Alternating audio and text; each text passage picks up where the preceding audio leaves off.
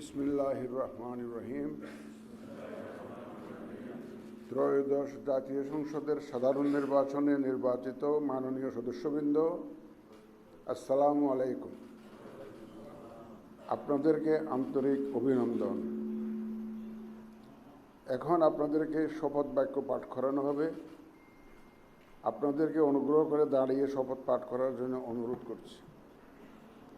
উল্লেখ্য যে আমি শব্দটি উচ্চারণের পর মাননীয় সংসদ সদস্যগণ ডট চিহ্নিত স্থানে নিজের নাম পাঠ করবেন। আমি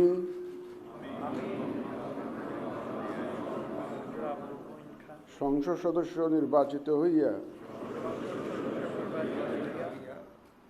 সশ্রদ্ধ চিত্তে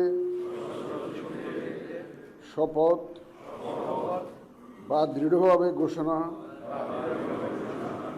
করিতেছি যে আমি যে কর্তব্যভার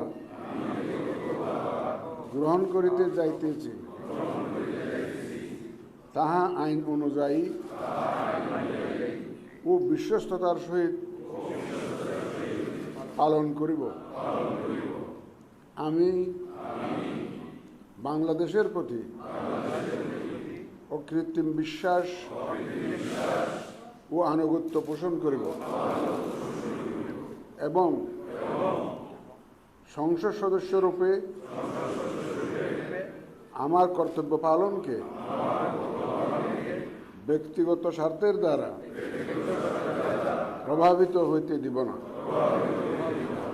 ধন্যবাদ।